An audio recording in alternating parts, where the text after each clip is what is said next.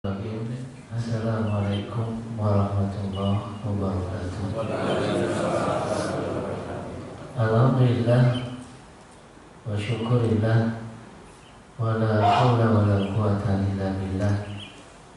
Asyhadu an la ilaha illallah wahdahu la syarika lah wa asyhadu anna Muhammadan abduhu wa rasuluhu la nabiyya ba'dah. Allahumma sholli wa sallim ala Muhammadin nabiyil karim wa ala alihi wa sahbihi ajma'in. Amma ba'du. Qala Allah ta'ala fil Qur'anil Karim, a'udzu billahi minasyaitonir rajim. Bismillahirrahmanirrahim. Allahu waliyul ladzina amanu yukhrijuhum minadh dhulumati ilan nur wal ladzina kafaru awliya'uhum at-taghut yukhrijunahum minan nur ila zulum. Bapak serta ibu sekalian yang berbahagia, alhamdulillah dengan izin Allah kita dapat kembali bermuajahah lebih istimewa lagi karena hari ini kita berada dalam satu bulan yang dimuliakan oleh Allah Subhanahu wa Ta'ala, bulan yang takwa, bulan yang mengantarkan seorang mukmin pada kehidupan yang lebih baik, yaitu takwa. Kita berharap semoga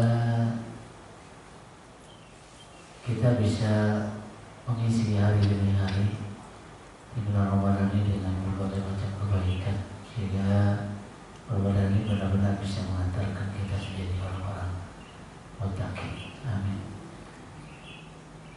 Salawat dan salam juga semoga tercurah pada junjungan kita Nabi Muhammad Sallallahu Alaihi Wasallam.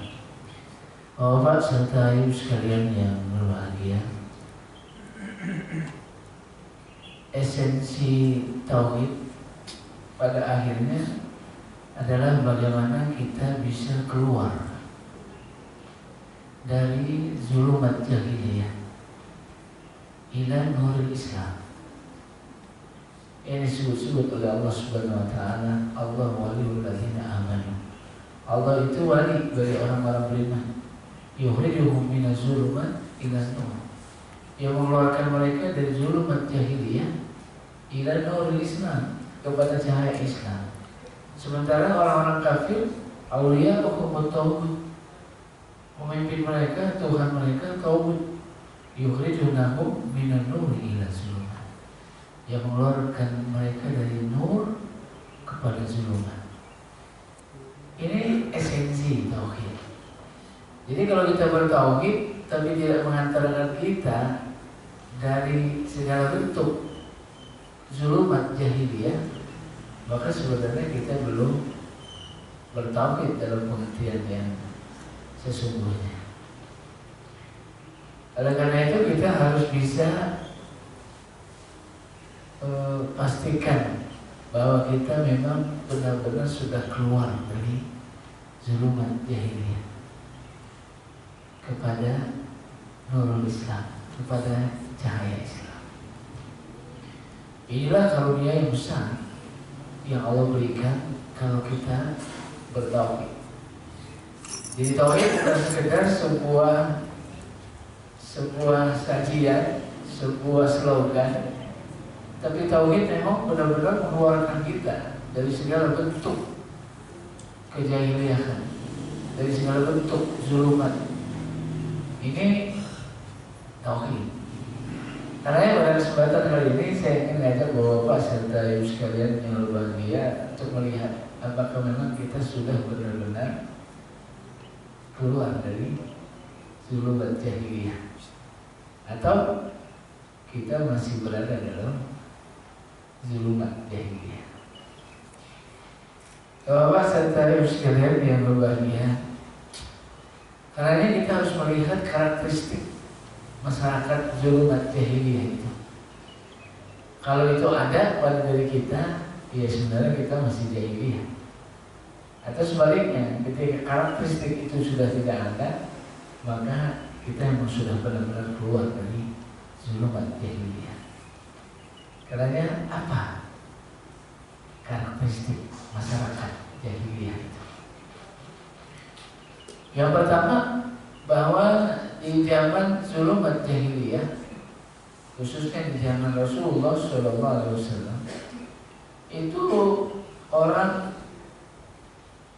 diukur oleh timbangan materi.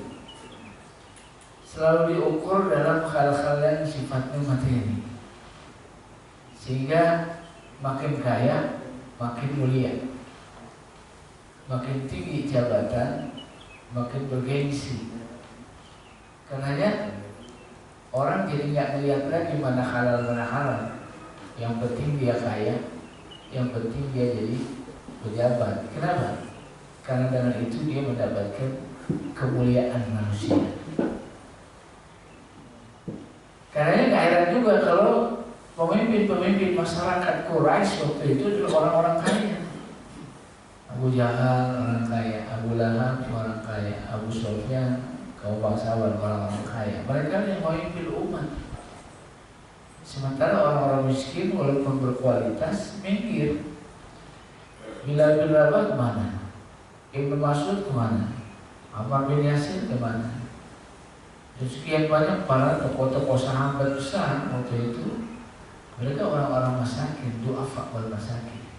Mereka minggir, nggak dapat tempat di dalam kehidupan masyarakatnya.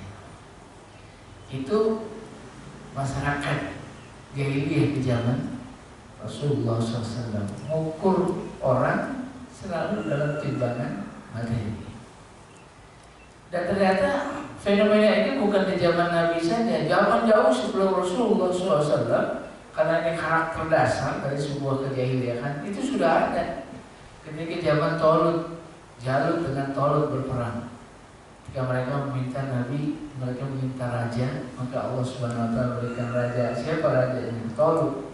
Tolut diangkat oleh Allah sebagai raja bagi mereka. Tapi ketika mereka tahu bahwa Tolut jadi raja mereka protes kepada Allah, kepada Nabi mereka. Kenapa Tolut? Karena mereka merasa bahwa mereka lebih mulia dari Tolut. Karena mereka mengatakan bahwa nahnu ahaqqu minhu wa nahnu ahaqqu bil mulki minhu. Sebenarnya kami lebih layak jadi raja daripada Tolut. Kalau urusannya rajanya Tolut, harusnya kami jadi raja. Kenapa? Lagi-lagi ukuran kemuliaan diukur dalam timbangan materi. Orang Bani Israel kemudian berkata, walam yu'ta sa'atan minal mal. Tolut itu bukan orang kaya, dia nggak layak mimpin. Walam yu'ta sa'atan minal mal. Dia nggak punya keluasan harta, dia nggak punya banyak uang, dia bukan orang kaya. Itu jauh sebelum Rasulullah SAW. Kenapa jahiliyah dari dulu dia begini?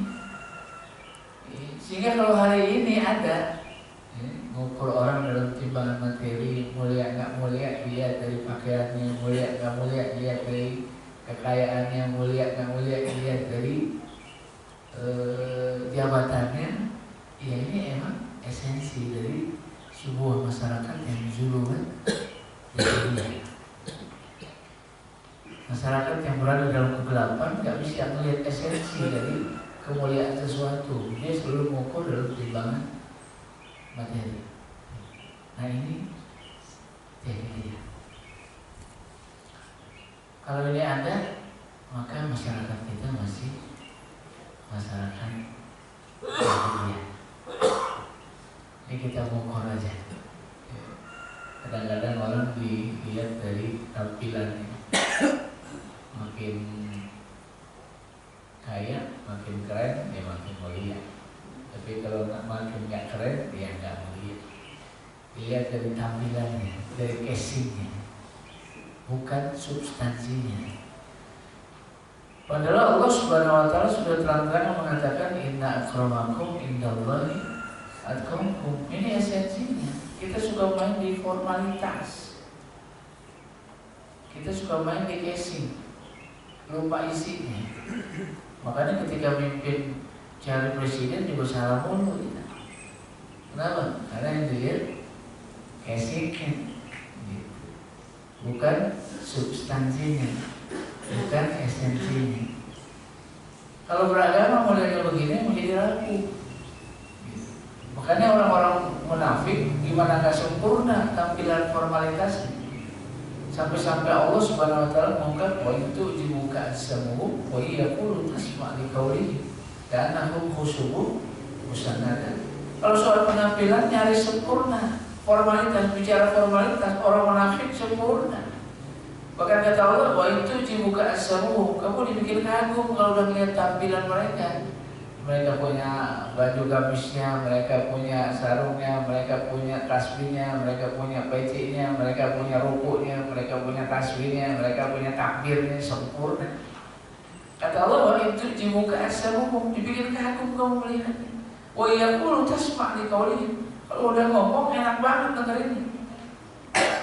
Asik banget dengerinnya. Tapi apa kata Allah? Kalamu khusyu'u musannadan. Mereka tidak lebih dari kayu yang bersandar. Apa makna kayu bersandar? Kayu tidak bersandar, ke bawah tidak berakar, ke atas tidak bercabang, rapuh. Kenapa? Karena dia gak nyentuh esensinya, gak nyentuh substansinya. Dia main dikasih.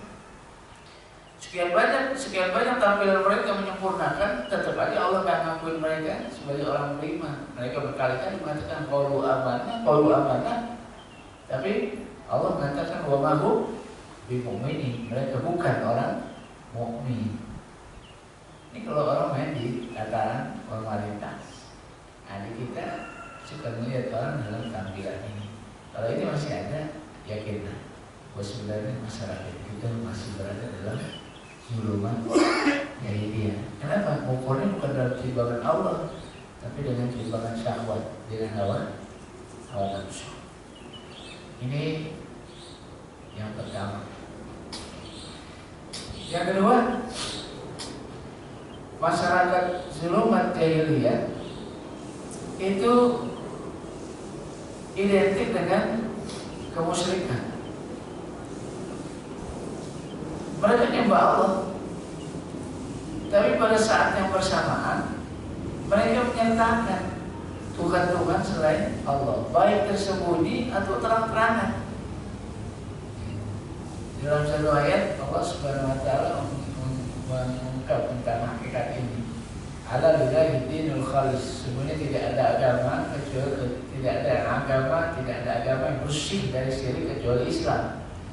Karena yang kemudian Allah menegur orang-orang musyrik Arab waktu itu, mereka menyembah Allah, tapi pada saat yang sama mereka menyembah yang lainnya. Karenanya sembahlah Allah, jangan sembah yang lain.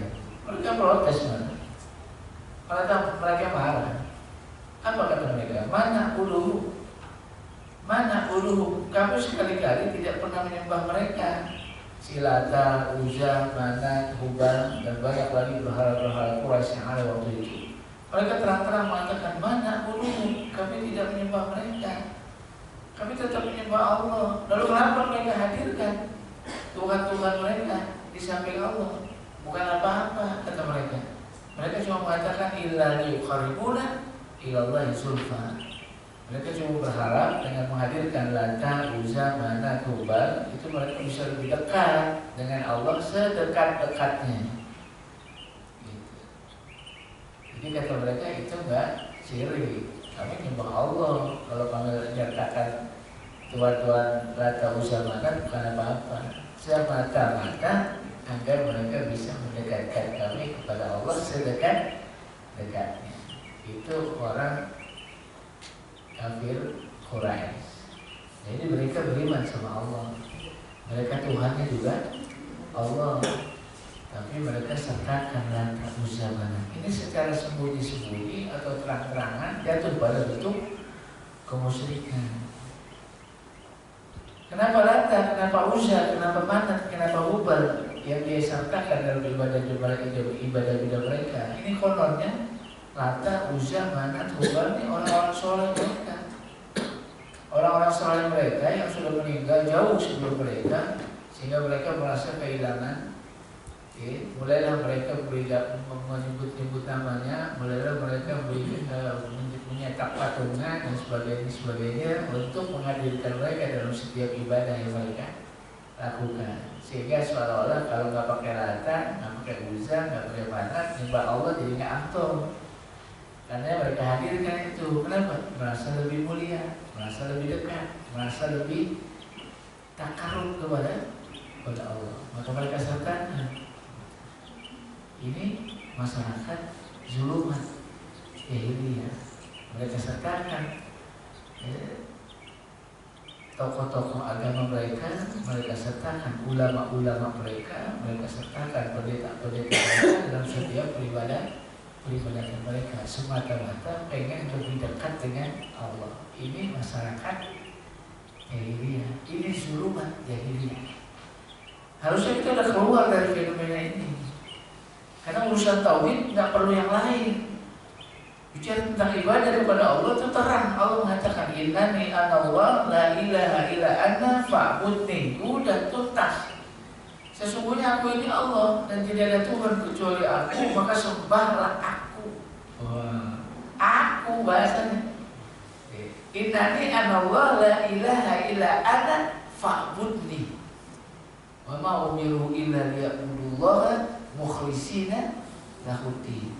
Kita diminta oleh Allah Subhanahu wa taala untuk beribadah kepada Allah dengan ikhlas. Ikhlas artinya apa? Murni.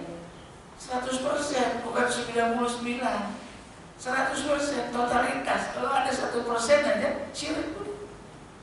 Makanya riya itu syirik. Dia tipis banget, tapi masuk dalam ibadah kita, habis ibadah kita. Secara akhirnya kita masih ibadah, masih ruku, masih sujud sama Allah, tapi secara esensi udah enggak. Kenapa? Karena terselip sekian persen ria, rusak semua. Yang diminta sama Allah 100%, bukan 99, 100% murni. Disebut khalisah. Wa ma khalaqtul jinna wal insa illa liya'buduni. Sebenarnya dalam konteks bahasa itu liya'buduni, tidak aku ciptakan jin manusia kecuali dia beribadah kepadaku. Aku.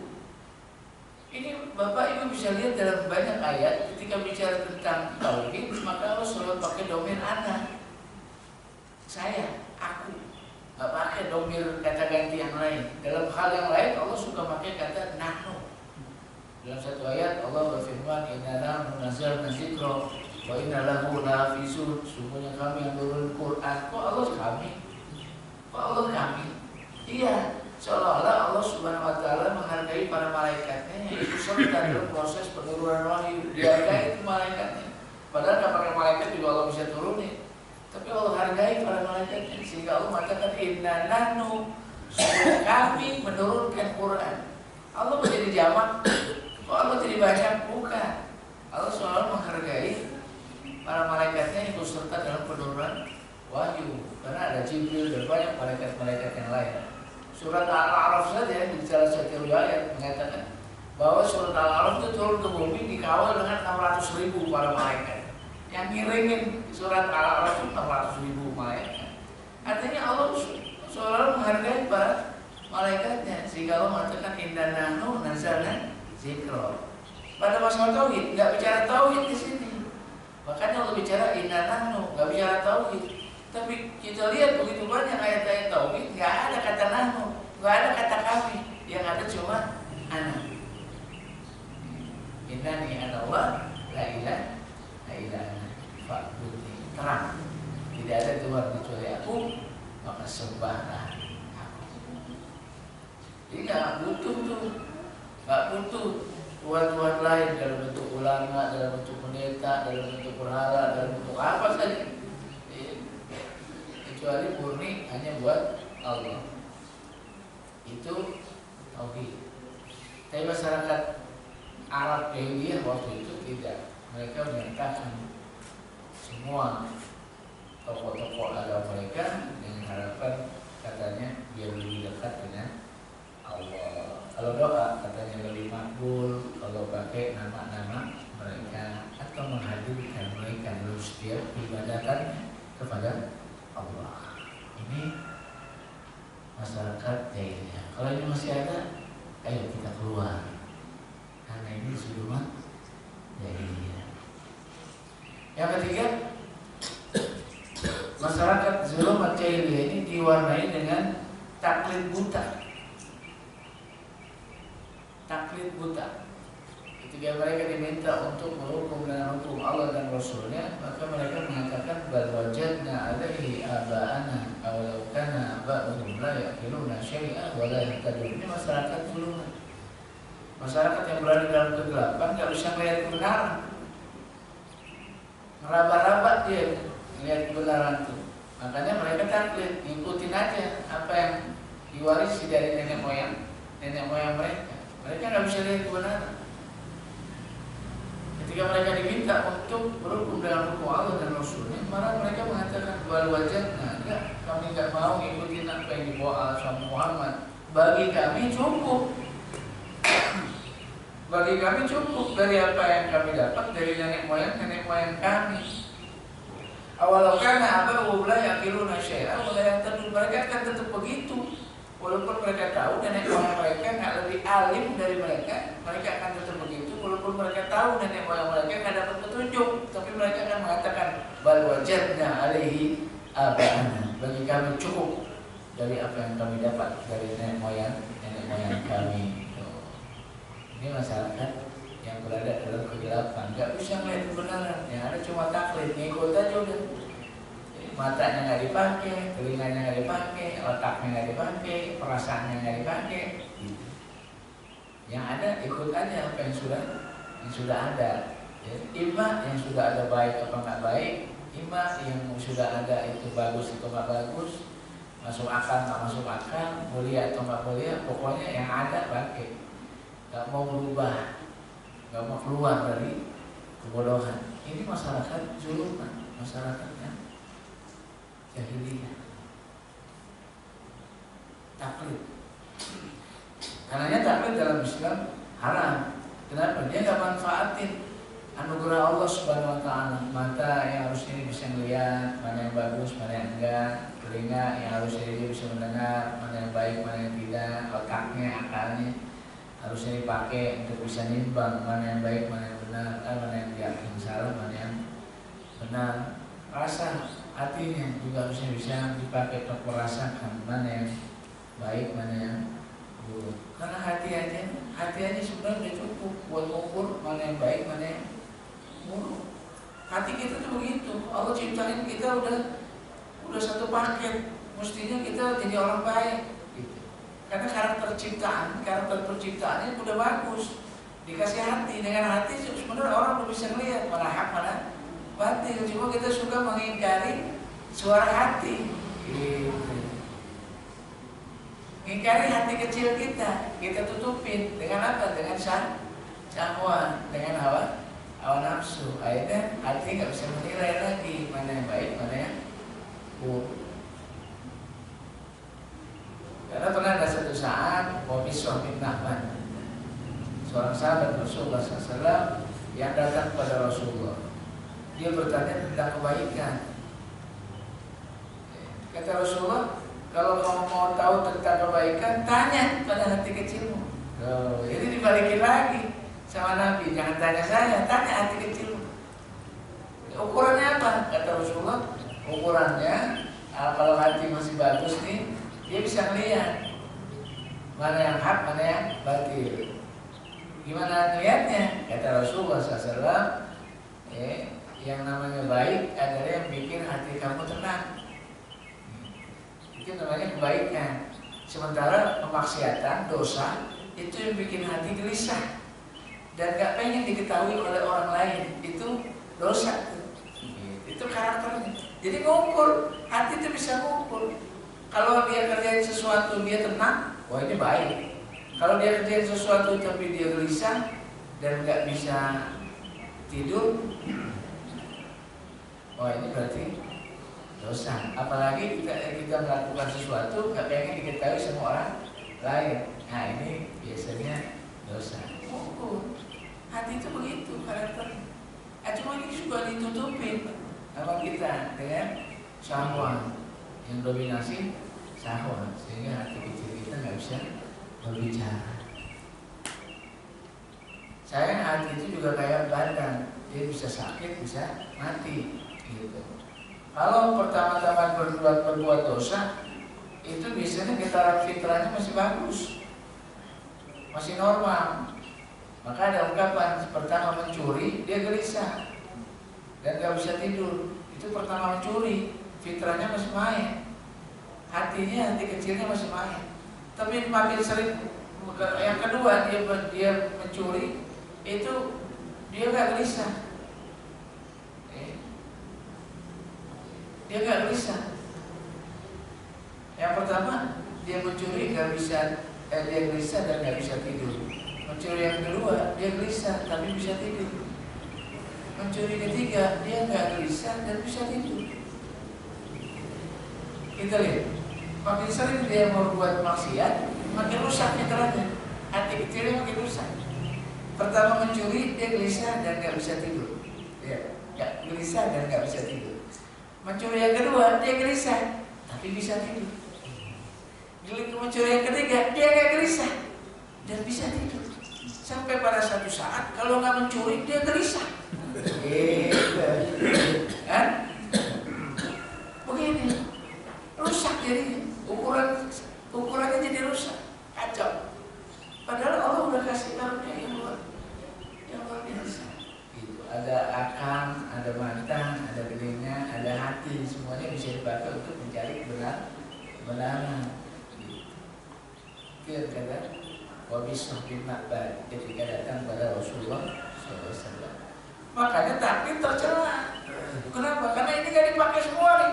Mata gak dipakai, telinga gak dipakai, akal gak dipakai, hati gak dipakai. Makanya Allah mengatakan walaqad zara'na li jahannama katsiran minal jinni wal insi lahum qulubun la yafqahuna biha. Kebanyakan penghuni neraka jahanam itu adalah manusia dan jin. Disebutnya jahanam, padahal neraka itu banyak. Jahanam itu salah satu pengertian jahanam adalah jurang yang sangat dalam, sehingga orang dimasukin ke dalam neraka jahanam perlu waktu 70 tahun baru sampai di dasarnya. Itu baru nyampe doang, belum disiksa, belum dilempar doang itu 70 tahun. Jadi tak dilempar bayi sampai di sana tua, itu baru nyampe. Saking dalamnya disebut jahanam. Kata Allah, kebanyakan penghuni neraka jahanam itu manusia dan jin. Sebab apa? Lahum qulubun la yafqahuna biha. Dipakai, dikasih hati nggak dipakai hatinya, dikasih mata nggak dipakai mata, dikasih telinga nggak dipakai telinganya. Apa kata Allah? Ulaika kal an'am, mereka seperti binatang ternak, bal hum adall, bahkan lebih sesat. Dibilang melihat kayak seperti orang nggak melihat karena nggak bisa melihat, nggak bisa ngambil pelajaran dari apa yang dia lihat. Begitu mendengar, sebenarnya mendengar juga, tapi dengarnya sama nggak dengar sama, dia nggak bisa ngambil pelajaran dari apa yang dia dengar. Makanya orang kafir itu summun bukmun umyun, mereka buta, tuli, bisu. Lah, emang mereka buta? Nggak ada. Cuma mereka emang kayak orang buta. Kenapa? Dia nggak bisa ngambil pelajaran. Azan yang berkumandang, ya, ayat-ayat Allah yang dilantunkan, banyak para nabi, banyak para rasul, ya, turunnya Quran, nggak bisa ngambil pelajaran dia. Maka Allah katakan summun bukmun umyun, mereka buta. Apa mereka buta? Kagak. Cuma seperti orang buta karena nggak bisa ngambil pelajaran. Mereka tuli, emang mereka tuli? Kagak. Tapi tuli apa nggak tuli sama aja buat dia nggak bisa ngambil pelajaran. Harusnya dia bisa ngambil pelajaran karena kebesaran Allah itu sangat terang buat mereka, tapi semua itu nggak dipakai. Makanya takut dalam Islam tercela. Kenapa? Semuanya nggak dipakai, dia ngikut aja. Gitu. Entah yang diikuti baik atau yang nggak baik, benar nggak benar, pokoknya ikut. Nah, ini orang yang tercela, sangat tercela. Makanya dalam taklid, dalam Islam taklid anak. Termasuk kalau ngikutin ulama satu doang. Punya ustadz satu doang, nggak mau yang lain, ikutin ustadz itu doang. Wah, ini jangan-jangan taat tapi dibalut dengan taklid. Gitu. Maunya ustadz itu doang, ustadz yang lain nggak mau, maunya ustadz itu. Ini repot begini. Ini juga taklid. Ulama yang lain nggak diterima, ustadz yang lain ya diterima. Itu sama aja nerima sahabat, satu sahabat doang, sahabat yang lain nggak mau. Nggak mau. Kalau begitu ceritanya, apa bedanya sama Syiah? Syiah itu menerima sahabat. Ali bin Abi Thalib diterima, Fatimah anaknya Rasulullah diterima, Miqdad bin Amr diterima, Abu Dzar Al-Ghifari diterima, Salman Al-Farisi diterima, yang lainnya ada. Ini orang Syiah. Orang Khawarij diterima sebagai sahabat, yang lainnya tidak diterima. Kalau kita cuma terima satu ustaz atau ustaz yang lain nggak diterima, apa bedanya kita dengan orang Syiah? Apa bedanya kita dengan orang Khawarij? Dan yang jelas ini takdir. Ini yang sering terjadi. Makanya yang kedua, takdir jadi ciri khas dari masyarakat jahiliyah. 3. Yang keempat, kita lihat masyarakat jahiliyah ini suka berkelompok. Sebenarnya kelompok ini nggak masalah, suku-suku salah, nggak salah. Beras-ras berbangsa-bangsa nggak salah. Memang Allah cintai manusia dalam keadaan begitu. Inna khalaqnakum min dzakarin wa unsa wa ja'alnakum syu'uban wa qabaila lita'arafu. Inna akramakum indallahi atqakum. Sungguhnya Allah menciptakan manusia. Dari manusia itu Allah lahirkan ya, pasangannya. Dari suami istri itu lahir manusia yang banyak. Bersuku-suku, berkabilah-kabilah, berbangsa-bangsa, beras-ras, bersuku-suku. Biasa. Kata Allah, inna akramakum indallahi atqakum. Yang paling mulia di antara mereka adalah yang paling takwa. Jadi berkelompok-kelompok nggak salah. Yang salah di mana? Ya, jadi masyarakat jahiliyah waktu itu adalah setiap kelompok bangga dengan kelompoknya dan menghina kelompok lain. Merasa paling bersih, merasa paling suci, merasa paling mulia, yang lainnya nggak suci, yang lainnya nggak bersih, yang lainnya nggak mulia, merasa paling islami, yang lainnya nggak islami, merasa lebih Qur'ani, yang lainnya nggak Qur'ani, merasa lebih ngikutin sunnah, yang lainnya nggak ngikutin sunnah, sehingga menghujat satu atas yang lain. Kalau yang terjadi, ini jahiliyah. Ini khas masyarakat syirik, masyarakat musyrik begini gaya. Sehingga Allah mengatakan, walladzina farraqu dinahum wa kanu syi'an kullu hizbin bima ladaihim farihun. Salah satu ciri khas masyarakat musyrik adalah mereka memecah belah agama mereka. Jadi kelompok demi kelompok. Setiap kelompok bangga dengan kelompoknya. Wa kanu syi'an kullu hizbin bima ladaihim farihun. Setiap kelompok bangga dengan kelompoknya, merasa paling suci, merasa paling bersih. Yang lainnya enggak, sehingga menghujat satu atas yang lain, menghina satu atas yang lain. Beragama jadi gaduh, jadi heboh. Karena yang satu merasa lebih mulia dari yang lain. Kalau ini ada, ini asli jahiliyah. Ini masyarakat jahiliyah. Fanatisme kelompok. Saya tidak mengatakan kelompok awal ya, silakan aja berkelompok, berjamaah. Cuma jangan jadi orientasi, jangan jadi tujuan utama. Kenapa? Karena jamaah, kelompok atau organisasi cuma sarana, bukan tujuan. Kalau jadi tujuan, dia jadi masalah. Sehingga kalau bukan kelompoknya, bukan muslim. Kalau bukan kelompoknya, nggak Qur'ani. Kalau bukan kelompoknya, nggak Islami. Kalau bukan kelompoknya, nggak ngikutin sunnah Nabi. Kalau bukan kelompoknya, oh ini repot. Bukan berarti di situ menghujat kelompok-kelompok yang lain, menghina kelompok-kelompok yang lain. Kalau ini terjadi, ini jangan. Yang kemudian masyarakat jahiliyah itu suka al-gulu. Gulu ini ekstrim, berlebihan dalam beragama. Nabinya aja jadi Tuhan. Orang-orang Yahudi mengatakan Uzair ibnullah, orang-orang Nasrani mengatakan Al-Masih ibnullah. Nabi mereka jadi Tuhan. Uzair katanya anak Allah, Isa katanya anak Allah.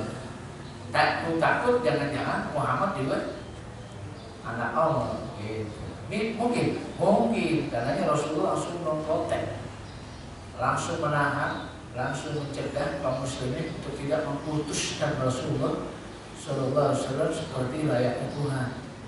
Ketika ada satu jamuan, sahabat sedang duduk-duduk begini, Rasulullah datang. Begitu Rasulullah datang, semua sahabat berdiri. Pantas nggak?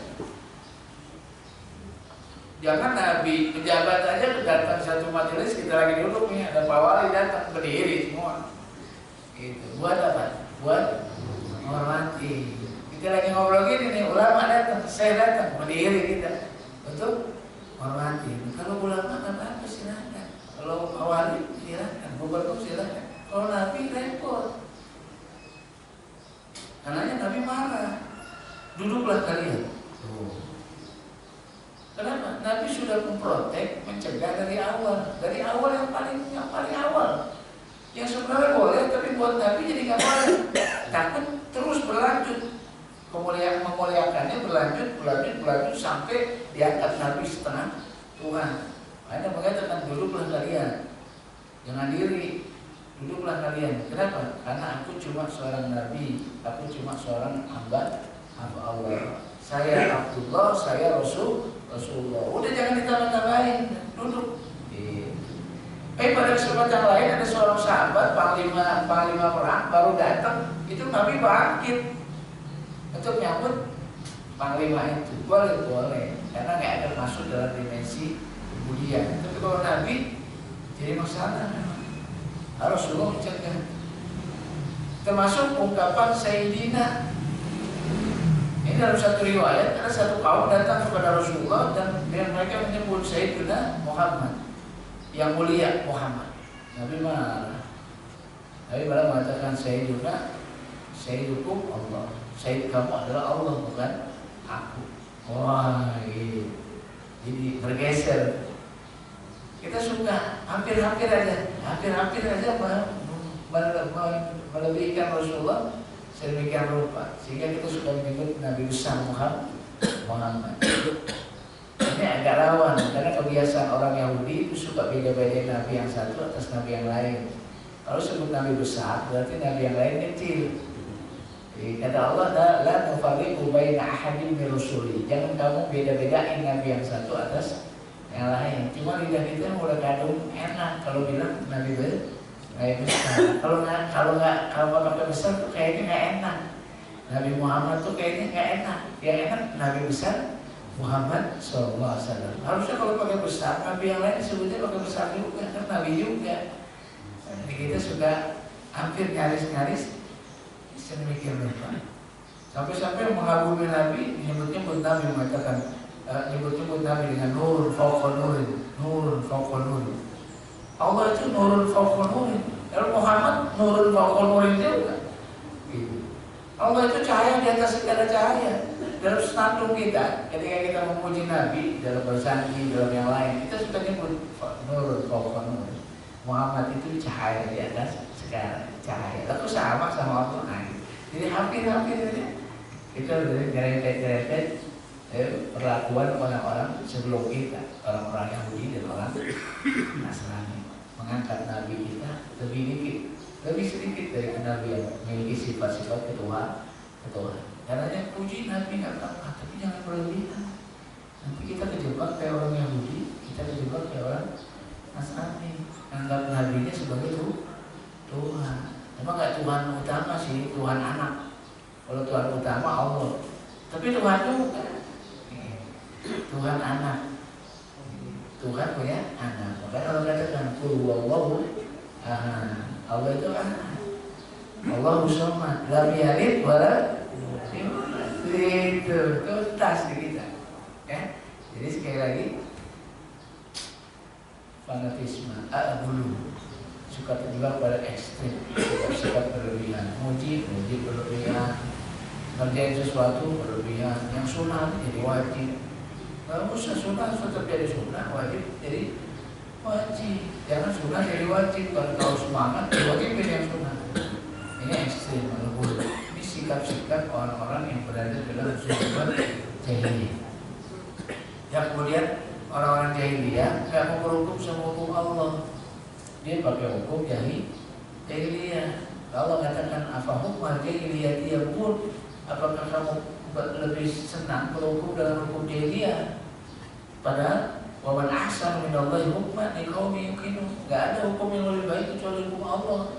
Buat siapa? Buat orang yang beriman. Karena berhukum dalam hukum selain Allah jadi dipertanyakan imannya. Sehingga Allah Subhanahu wa taala berfirman, "Walam yahkum bima anzalallah faulaika humul kafirun, faulaika humuz zalimun, faulaika humul fasiqun." Siapa yang tidak berhukum dengan hukum Allah, dia zalim, dia fasik, dia kafir. Bahkan kata Allah, "Fala wa rabbika la yu'minuna hatta yuhaqqimuka fi ma shajara bainahum, tsumma la yajidu fi anfusihim harajan mimma qadaita wa yusallimu taslima." Kamu belum dikatakan beriman sampai kamu berhukum dengan hukum Allah dan Rasulnya. Tuh, kalau kamu berhukum dengan hukum Allah dan Rasulnya, kamu gak beriman. Bahkan ditegaskan, "Tsumma la yajidu fi anfusihim harajan." Kamu jangan merasa berat terhadap hukum Allah, memang qadaita wa yusallimu taslima, sampai kau tunduk patuh pada Allah. Jadi berhukum sama hukum Allah dan Rasul aja kalau pakai berat itu nggak beriman, apalagi nggak berhukum sama hukum Allah dan hukum Rasul, lebih nggak beriman lagi. Sehingga Allah sampai bersumpah dengan namanya, "Fala wa rabbika la yu'minuna." Demi Tuhanmu, Allah pakai namanya, nggak pakai ciptaannya. Karena dalam Quran suka wal asri, demi masa, watin, zaitun, waturi, sinin, wa'azal, baladil, amin, itu semuanya ciptaannya. Jadi alusan ini fala wa rabbika, demi Tuhanmu. Allah yang jadi jaminan serius. Kamu belum dikatakan beriman sampai kamu berhukum dengan hukum Allah dan Rasul, dan kamu gak merasa berat dalam menerima keputusan Allah dan Rasul. Maka dari mukminin wal mukminat iza qadallahu wa rasuluhu amran ayakuna lahumul khiyaratu min amrihim. Enggak pantas ngaku orang mukmin, ngaku orang mukminat, Allah udah kasih aturan, kamu cari aturan yang lain. Oh. Kata Allah, apa? Karena buat orang beriman, hukum cuma buat Allah, buat Rasul. Semua udah ada yang lain. Nah, orang-orang zulumat berada dalam kegelapan itu hukumnya pakai syahwat. Hawa nafsu itu yang diperturutkan. Maka setiap ganti pemimpin ganti hukum, ganti pemimpin ganti hukum. Hukumnya cuma nyenengin, untungin penguasa masa itu. Berubah terus hukumnya sesuai dengan kepentingan penguasa. Kalau Quran penguasanya siapa aja dia adil. Sehingga Rasulullah SAW sampai mengatakan, "Lau Fatimah binti Muhammadin." Kalau sekiranya Fatimah anaknya Muhammad mencuri, saya potong tangan. Nggak pakai syahwat.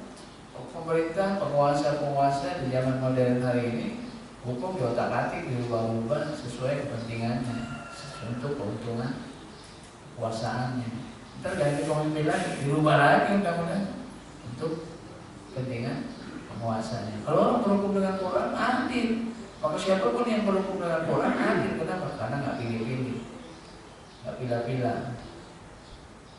Ini masyarakat jahiliyah. Yang terakhir, masyarakat jahiliyah ngandelin semua urusan pakai khurafat, bukan pakai Quran, bukan pakai sunnah, pakai khurafat, pakai tahayul, pakai asumsi.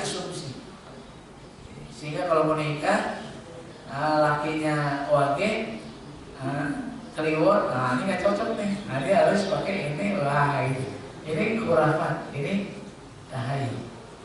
Bikin rumah harus tanggal begini, nikah harus tanggal bagus, harus tanggal baik. Jadi ada tanggal yang nggak baik. Dan sebagainya. Begitu anak lahir, begitu. Terus banyak asumsi-asumsi yang kemudian berkembang sedemikian rupa. Kecil sebenarnya. Ada kupu-kupu berarti ada tamu. Ini sederhana, tapi ini masyarakat jahiliyah. Gitu. Ini masyarakat zulumat, nggak mengukur dalam timbangan Quran, nggak mengukur dalam timbangan Sunnah, tapi dalam timbangan Quran. Kalau kuburan bawa kembang, gitu. Ke kuburan bawa kembang, buat apa? Buat apa coba? Taburin, kalau ditaburin kenapa? Jawab ya. Jadi kita suka terasumsi dengan asumsi yang nggak ada dasarnya. Anak lahir begitu juga, banyak khurafat, banyak siriknya. Dari sebelum lahir ibunya hamil lagi udah macam-macam. Ya, belum gugur darah buat putihnya, terus belum kemitinya gede. Ntar begitu lahir bayi dikasih bungkusan di lehernya. Terus begitu lagi kita meninggal, banyak lagi khurafatnya banyak lagi. Jadi kehidupan kita itu diwarnai dengan khurafat dan ini belum lagi tambah benda-benda yang dianggap keramat. Itu kehidupan kita. Kalau ini ada, ini zulumat. Artinya kita belum keluar dari zulumat, kita belum bertauhid. Coba kita refleksi, kita bercermin. Benar nggak kita udah bertauhid? Salah satu cirinya adalah kita keluar dari jahiliyah kepada Islam. Ini cuma cuma gambaran umum. Yang lebih kecil lagi, ntar kita bisa refleksi dalam kehidupan kita. Kita benar-benar tauhid apa enggak? Sayang kalau kita belajar tauhid, lama-lama kajian tauhid, tapi jahiliyah masih kita kerjain seolah-olah itu nggak ada hubungannya kan tauhid. Orang yang bertauhid itu keluar dari jahiliyah ila nur. Kenapa? Karena Allah walinya. Sementara orang-orang kafir itu walinya tauhid. Dia mengeluarkan manusia dari nur ila zulumat. Itu harus jadi ukuran nih. Kalau enggak, ya buat apa kita bahas tauhid? Buat apa kita bahas akidah? Karena ternyata kehidupan kita nggak jadi lebih baik, nggak lebih mulia. Cerminan aja, buat refleksi, buat bercermin, melihat. Kita udah benar-benar keluar dengan tauhid. Sudah sejauh mana jahiliyah kita tinggal. Ini penting buat kita. Baik, sampai sini ada yang mau sharing, berbagi? Silakan.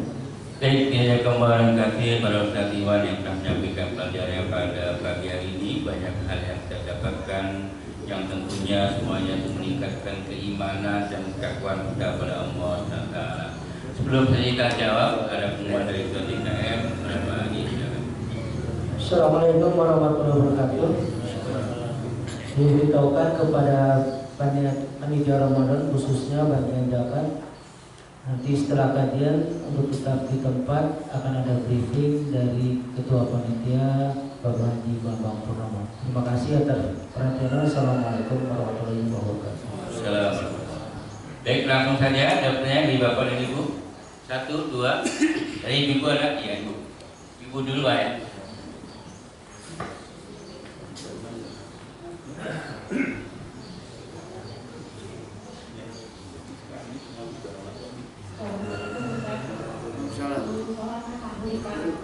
Kenapa Anda membutuhkan seorang Nabi Ibrahim alaihissalam sebagai pionir ketauhidan? Kenapa enggak Nabi Yusuf misalnya ya kan sama-sama mereka berdeklarasi pemahaman Nabi Syai'in itu. Kenapa sampai membutuhkan seorang Nabi Ibrahim sebagai pionir ketauhidan? Yang kedua, boleh nggak kita ini yang baru misalkan belum ajak lah gitu, baru belajar soal agama atau apa gitu, itu dilevelkan ketahuitannya. Yang ketiga, sebenarnya Khawarij itu apa sih? Pertanyaannya cukup banyak, masa banyak ya? Siang ya? Iya. Semangat banget ini. Langsung sekalian nanti sekalian.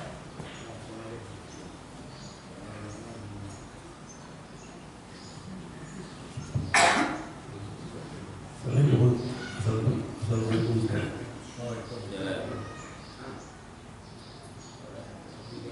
Ustaz, saya kondisi sekarang ini kayaknya mungkin ya kayaknya lebih dulu makar dari zaman yang mulai yang Nabi Nuh itu ya. Dari 10-100 tahun dengan 75 orang itu nah begitu saya lihat. Sehingga saya nggak tahu ada contoh apa enggak Ustaz di dunia ini sekarang ini. Ya, mungkin karena namanya dunia, godaannya ya tahta orang laki kecuali wanita kan. Jadi itu kayaknya juga susah bilang ini itu karena dunia sifatnya fisik, secara fisik. Sedangkan tauhid itu adalah iman, sesuatu yang ada di dalam hati yang tak keluar.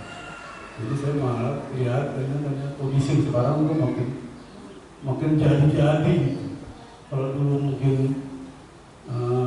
dulu macam sesuatu lata udah, sekarang mungkin dengan macam-macam lah. Itu jadi yang ingin saya tanyakan pertama adalah ada kali contoh satu masyarakat yang betul-betul masyarakat yang bertuhan Allah saja gitu. Yang keduanya, saya pernah melihat ini saya waktu Jawa Timur itu ini juga saya dengar Gunung Kawi sudah lama, Gunung Kawi sudah lama. Jadi saya pengen tahu Gunung Kawi mana sih? Saya sedih juga melihat masalah-masalah sedih. Kayak begini persis ini. Semuanya permintaan Ustaz. Ada minta lakinya supaya kembali, ada minta rumahnya cepat laris, laku. Di situ di kuburan itu ada 2 kuburan, satu dari Sunan Sina, satu kayaknya Selatan. Dan yang saya doakan masalah itu saya lihat ada seorang laki-laki Islam bawa anaknya lagi, anak gitu, bawa kembang sana. Jadi itu kelihatannya juga saya nggak tahu kenapa mungkin nggak keluar gitu. Kemudian ada semacam tur 5 sunan itu kuburan. Jadi kayak itu kan sudah menunjukkan masyarakat yang dulu masih belum saya itu dia memang bertuhan seperti orang-orang Quraisy, tapi juga ada perantaranya kelihatannya. Itu tuh yang saya lihat banyak di sana. Terakhir saya merasa juga agak risih juga. Sudah paham. Di Saudi ini mulai nih, musik atau apa? Sampai Al-Qaeda ngomong kemarin itu, saya takut juga tuh. Apa itu dia menjadi gak keruan gitu. Diberikan, terima kasih.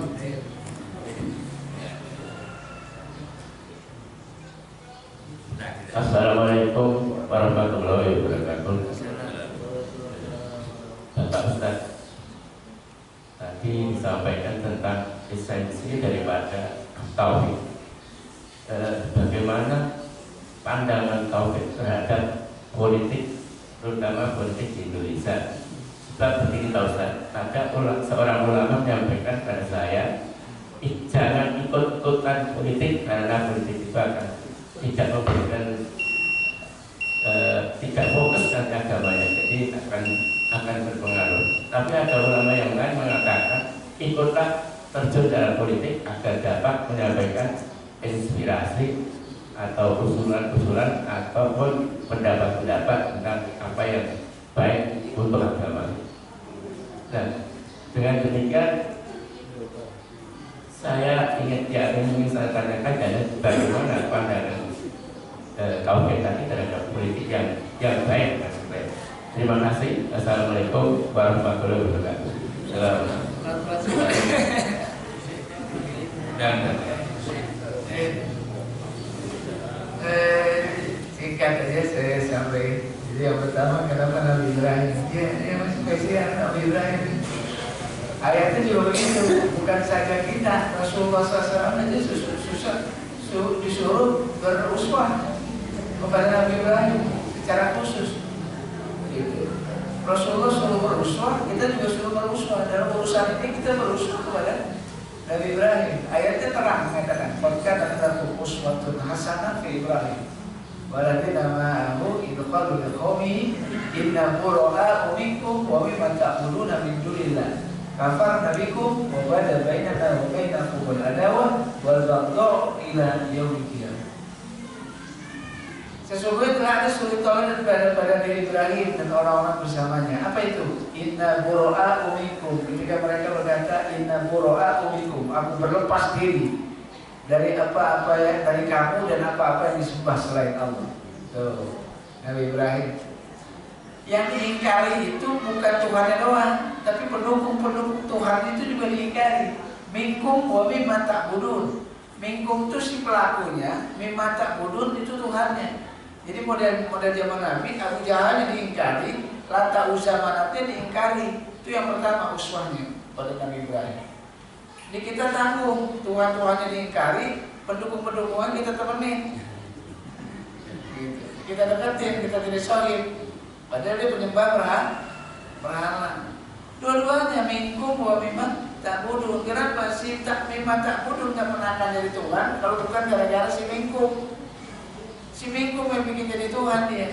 Lata usaha mana coba tetap jadi batu, nggak akan ada apa-apa. Kalau nggak dituhan sama Abu Sofyan, Abu Lahab, Abu Jahal waktu itu. Maka dua-duanya minkum wa mimma ta'budun itu uswahnya. Ngajarin kita bagaimana harus bertauhid. Minkum wa mimma ta'budun. Dan yang menarik minkum duluan yang dikejar, bukan mimma ta'budun. Maka Nabi bukan berhalanya duluan yang dihancurin, tapi yang dihancurin adalah kekuasaan Abu Jahal. Seperti juga Ibrahim ngantem tuhan-tuhan yang kecil, bukan Tuhan yang besar. Kenapa? Targetnya bukan berhalanya, tapi targetnya si Namrud yang keluar. Gitu. Karena yang diinginkan si minkum. Lata usaha mana coba itu nggak pernah akan jadi apa-apa. Kalau nggak dijadiin Tuhan sama si Abu Jahal, karena yang dihantam duluan kekuasaan Abu Jahal. Begitu Abu Jahal jatuh, lata usaha mana coba nggak usah diapa-apain, disenggol begini jatuh semua. Tapi kalau berhala duluan dikejar-kejar, kita hancurin berhala satu, ntar dibikin 1000. Kita hancurin lata usaha mana, dia bikin 4000. Nggak efektif banget. Ngajarin juga bagaimana memerangi kemusyrikan.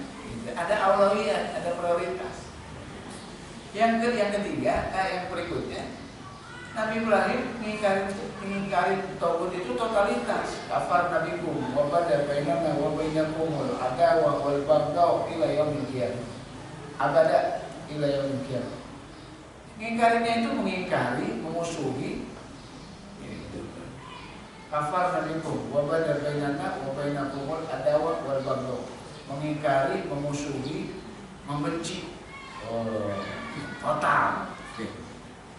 Tuhan-tuhan yang lain, Tuhan-tuhan selain Allah harus sikap begini, jangan mengingkari doang. Dia harus benci, harus merangi. Kafar nabikum wa bada bainana wa bainakumul adawah wal baghdha. Memusuhi, membenci, mengingkari, totalitas. Ini juga dijadi uswah. Nabi Ibrahim itu bukan Nabi yang lain, Nabi Ibrahim. Jadi Nabi Ibrahim itu spesial banget. Kita ambil banyak pelajaran berurusan tauhidnya. Walaupun ada yang nggak boleh dijadikan uswah, Nabi Ibrahim nggak boleh dijadikan uswah. Kapan? Illa qaula Ibrahim li abihi. Ketika Ibrahim berkata kepada bapaknya, apa kata Ibrahim? Ya ayahku, udah nggak usah khawatir, tenang aja. Nanti saya akan mintakan ampun buat kamu kepada Allah. Ini nggak boleh jadi uswah. Nabi Ibrahim sempat katakan ini kepada Azar, bapaknya, tukang berhala. Bapaknya tukang bikin berhala. Kata Nabi Ibrahim, udah nggak usah khawatir, nanti saya akan mintakan ampun buat bapak sama Allah, minta ampun sama Allah terhadap dosa bapaknya. Ini nggak boleh jadi uswah. Disebut sama Allah nggak boleh jadi uswah. Illa qaula Ibrahim li abihi, ketika Ibrahim berkata kepada bapak. Tapi urusan tauhid memang Nabi Ibrahim sempurna. Dan begitulah istrinya mengingkari tauhid. Tuhan-Tuhan selain Allah. Kalau Nabi Yunus, saya nggak tahu juga kalau tapi yang diceritakan oleh Allah adalah Nabi Ibrahim sempurna dan memang mesti memiliki. Nggak tanggung itu mainnya. Saya suka dulu ada anti Amerika demo minum Coca-Cola. Gitu, tanggung banget mainnya. Demo makanannya McD. Tanggung banget men, harusnya totalitas. Yang kedua, kalau perlu ada strata nggak usah, karena tauhid itu urusan yang Allah. Semakin murni ya semakin baik. Ada nggak kak stratanya? Tingkatan-tingkatannya, saya nggak ketemu. Tingkatannya nggak ketemu. Yang penting bagaimana kita terus memurnikan akidah kita hanya buat Allah, bukan buat yang lain. Yang ketiga, gitu ya. Khawarij ini kayaknya panjang nih. Khawarij itu kelompok yang keluar dari barisan Ali. Jadi Ali bertikai, kelompok Ali bertikai dengan kelompok Muawiyah. Pertikaian politik, kekuasaan, siapa yang jadi khalifah. Ali dengan Muawiyah, kelompok Ali dengan kelompok Muawiyah. bertarung nih perang, sampai ada perjanjian. Ali menerima perjanjian dengan orang-orang Muawiyah. Orang-orang Khawarij yang kemudian disebut orang Khawarij nggak suka dengan sikap Ali ngambil perjanjian dengan Muawiyah. Akhirnya dia keluar. Sebagian besarnya keluar dari pasukan Ali, 2/3 pasukan Ali keluar, itu yang disebut Khawarij. Yang 1/3 itu yang disebut Syiah. Gitu.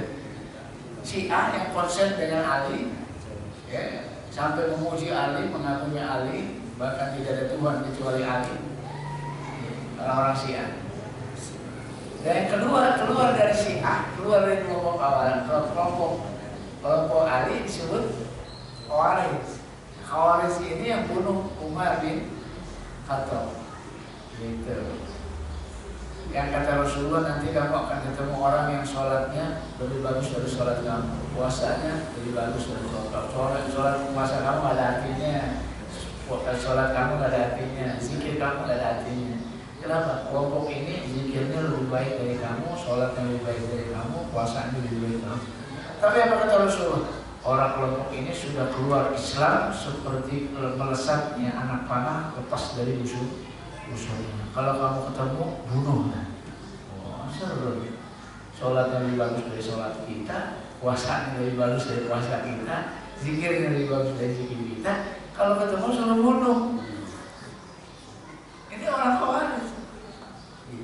Kelompok Khawarij. Dia bisa bunuh Ali, dia bisa bunuh Umar dengan atas nama Allah.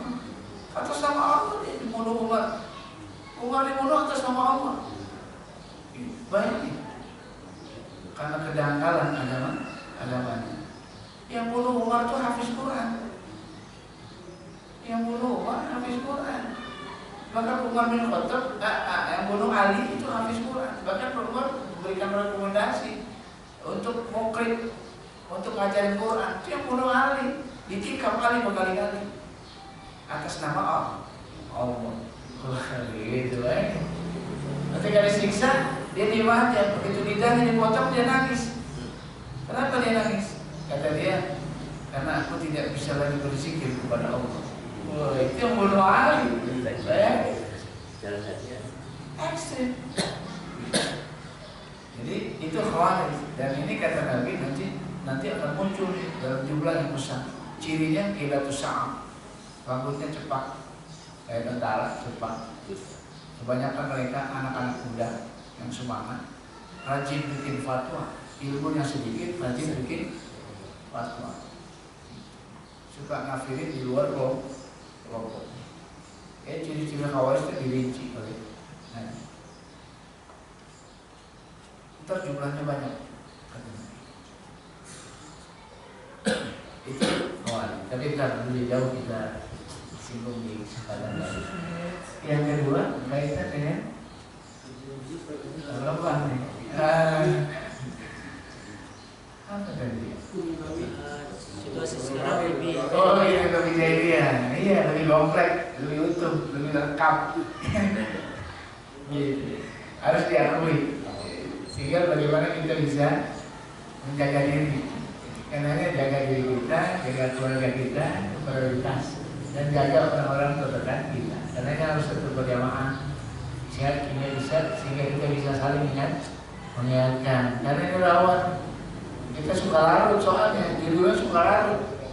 Kadang mereka sengaja, cuma larut, ikut juga gitu. Karena banyak orang yang melaksanakan. Kayaknya benar, padahal salah. Kan kita begitu mengukur kebenaran. Pokoknya orang banyak kerjain, kita ngerjain. Padahal belum tentu benar. Jadi kalau ditanya ini sekarang komplek, ini komplek banget. Fenomenanya di Gunung Kawi. Saya juga belum tahu Gunung Kawi yang di mana. Tapi judulnya Gunung Kawi ya.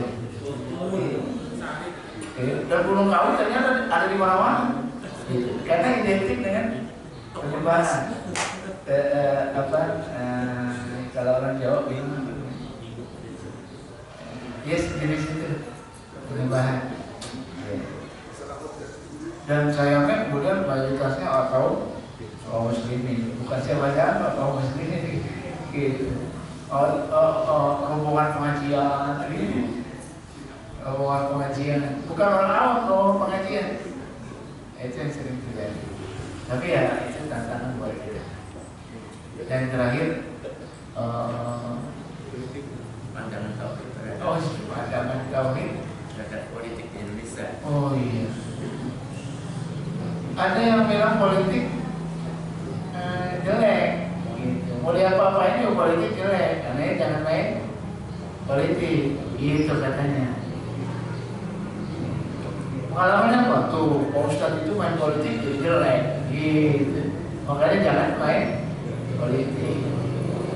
Susah dihindari politik dengan Islam, karena semua nabi pasti masuk area kekuasaan, pasti bicara politik. Nabi Ibrahim ribut sama Namrud. Siapa Namrud? Penguasa. Nabi Musa ribut sama siapa? Firaun. Siapa Firaun? Penguasa. Nabi Isa dengan penguasa Roma, Rasulullah dengan penguasa Arab. Pasti masuk area kekuasaan. Jadi kaum muslimin nggak usah tabu, nggak usah aneh kalau bicara tentang kekuasaan. Kenapa? Semua nabi masuk area kekuasaan. Kalau kekuasaan itu identik dengan politik, maka kaum muslimin jangan tabu ngomong politik, jangan aneh ngomong politik itu. Dan para nabinya main area politik. Gitu. Kalau di politik itu diidentikan dengan kekuasaan. Semua nabi main area politik. Gitu. Kita jangan tabu, itu jangan aneh. Gitu. Semua nabi main area kekuasaan. Dan pada akhirnya berperang. Apa ini? Kekuasaan. Cuma emang kekuasaan politik jangan identik dengan partai, gitu masalahnya. Nah, tidak selalu identik dengan partai. Nah di sini lah baru ulama pecah. Kalau soal politik itu muslimin ulama sepakat pasti politik. Cuma pakai partai apa kagak? Nah ini pecah. Kenapa? Kalau partai masuknya demokrasi. Demokrasi katanya buatan orang kafir. Gitu. Makanya sebagian lain nggak boleh. Tahun yang lalu ada fatwa ulama Saudi. Pemilu haram, nggak boleh nyoblos dia. 2 hari berikutnya, 2 hari sebelum pemilu baru bilang halal, bubar, buyar semua suara kaum muslimin. Jadi awal-awal jauh-jauh ulama Saudi bilang pemilu haram karena demokrasi bukan produk Islam. 2 hari menjelang pemilu turun fatwa baru lagi halal. Tapi tinggal 2 hari bayangin. Seperti juga demo haram. Begitu belakangan turun lagi ulama Saudi ngomong demo halal. Yang haram demo buruh. Kalau demo di jalan boleh. Begitu. Jadi kita suka dikejutin gitu dengan fatwa-fatwa yang kemudian nggak berpijak pada pijakan yang kokoh. Politik itu Pak, demokrasi itu emang ikhtilaf. Ulama ada yang bolehin, ada yang nggak bolehin, karena dia produk kafir. Tapi milih pimpinan itu syar'i, qat'i. Sampai kalau gara-gara nggak ikut pemilu, terus pemimpinnya ini kafir, kita rusak semua. Ini yang lebih serius, kalau pemimpinnya jadi kafir, kita rusak semua gara-gara nggak mau pemilu. Pemilu itu ikhtilaf, ulama masih bilang boleh, masih bilang nggak boleh. Tapi sampai pemimpinnya kafir, ini semua sepakat ulama nggak boleh, haram. Jadi jangan sampai kita duluin urusan pemilu daripada urusan pemimpin yang kafir. Mendingan kita duluin. Jangan sampai orang kafir itu jadi pemimpin, kita ikut pemilu daripada kita nggak ikut pemilu tapi pemimpinnya orang kafir. Ini kan pilihan-pilihan. Gitu. Demokrasi kafir ya, tapi kalau sampai pemimpinnya kafir nih di negeri ini mayoritas Islam, kita dosa semua. Gara-gara cuma nggak mau ikut pemilu yang urusannya ikhtilaf, bukan qat'i, bukan syar'i. Berbeda pendapat ulama. Tapi urusan pemimpin kafir, ulama nggak berbeda, sepakat, nggak boleh. Sampai yang keangkat orang kafir, dosa semua gitu. Nah katanya fikul aulawiyah berbicara, penting kan kita cegah, jangan sampai orang kafir yang jadi pimpin, walaupun kita harus ikut pemilu daripada kita nggak ikut pemilu, tapi pemimpin jadi orang kafir, ini lebih celaka. Ini aulawiyat, ini pilihan. Gitu. Maka silakan berpolitik, walaupun politik tidak identik dengan partai. Karena politik itu adalah kepedulian kita terhadap problem masyarakat kita. Itu politikus sejati. Kalau bicara politikus sejati adalah orang yang peduli terhadap masyarakatnya. Makanya ada perwakilan rakyat. Itu artinya apa? Biar dia mikirin rakyat. Makin dia mikirin rakyat, makin politikus dia sebenarnya. Makin gak peduli sama rakyat, berarti makin gak politikus. Gitu. Harus partai-partai, gak usah. Maka ada wakil kita di parlemen agar dia memberikan perhatian ke kita. Wakil, namanya wakil, sehingga ada celotehan namanya wakil. Jadi kalau dapat bantuan diwakili sama dia, ya, jadi wakil, diwakili sama dia. Ada dapat kendaraan diwakili sama dia. Jadi kita nggak dapat apa-apa, wakil. Wakil namanya. Wakil begitu, wakil kita, ya udah kalau dapat apa-apa wakilin aja. Kita nggak dapat apa-apa, kesalahan kita apa wakilin dia. Jadi salah apa? Jadi nggak harus identik dengan itu. Itu yang masalah. Jadi soal politiknya sepakat, tapi kalau bicara demokrasi di situ baru intilah ulama. Tapi jangan, saya anjurin, jangan sampai nggak ikut pemilu karena alasan itu kafir, sampai-sampai nanti yang jadi pemimpin di negeri ini kafir. Ini karena kesalahan kita.